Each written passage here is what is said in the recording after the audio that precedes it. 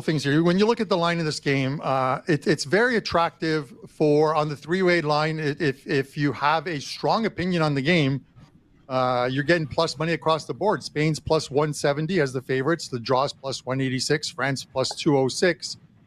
But if you're taking one of those three, you have to win within 90 minutes, and any injury time they add usually 3 to 4 minutes at the end of that 90 minutes.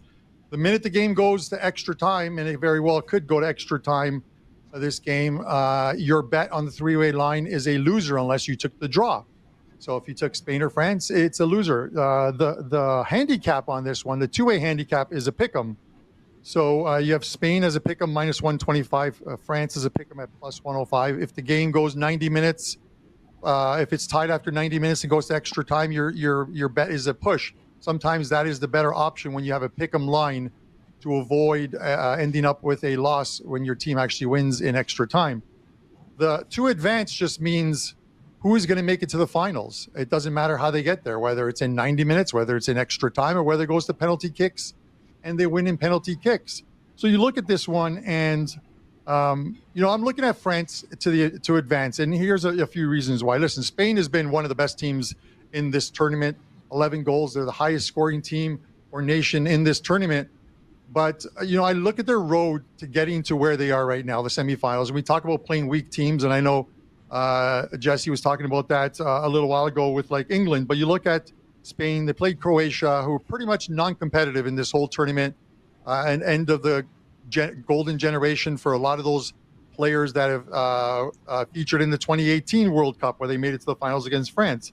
They played Albania, 66th ranked nation in the world as far as FIFA goes, and the second highest in this tournament, only Georgia at 75. And then they played Italy, who I think I could find 11 guys in chat that we could probably beat the Italian team. They just cannot score. And that was one of the biggest things coming into this tournament. I said Italy were going to be a non-factor because they just could not score. And they proved me right on that one.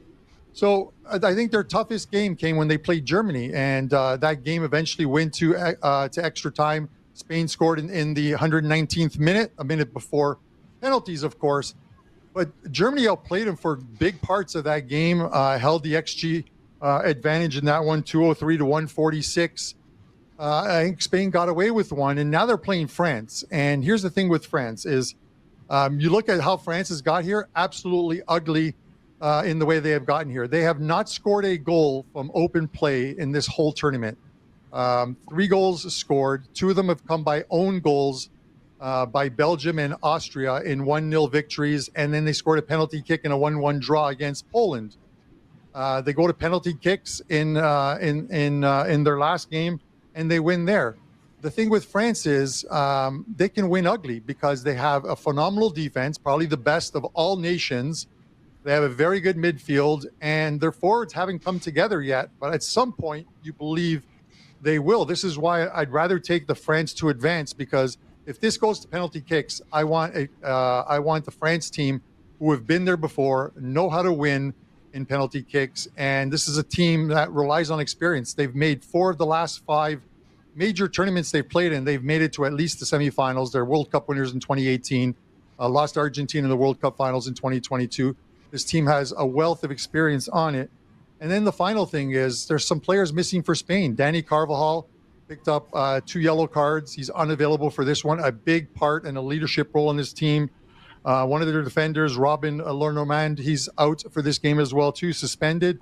And then probably the biggest one, midfield, that fuels your team, Pedri, injured and will not play. I think he's done for the tournament as a whole. So when you're not 100%, and I know they've got guys who can fill in. Obviously, Danny Olmo in midfield can fill in. I still say France has the advantage here. I won't take them at plus 206 because I think this game goes to extra time. I will take France to advance to the finals in this one at minus 105. Tell everyone what you have up at wagertalk.com. So a couple cards, Tuesday and Wednesday cards, both Copa America and the Euros. Obviously, the England game goes on Wednesday. And then the interesting game in Copa America, the Uruguay Colombia game, which is going to be a good game. Colombia hasn't lost in 27 games Their last loss was to Argentina in World Cup qualifying, and if they make it to the finals, they'll get to meet Argentina and see if they can exact a little bit of revenge. So a couple cards up for Tuesday and Wednesday. We'll have some other cards up. That Wager Talk deal is fantastic. We're off to a good start in July already, up 28 units, 73% across all plays. I think there's about 28 plays that I've released, hitting at over 70%, up 28 units. We're going to keep it going. So pick up that deal, $210 for 30 days. It's a great deal.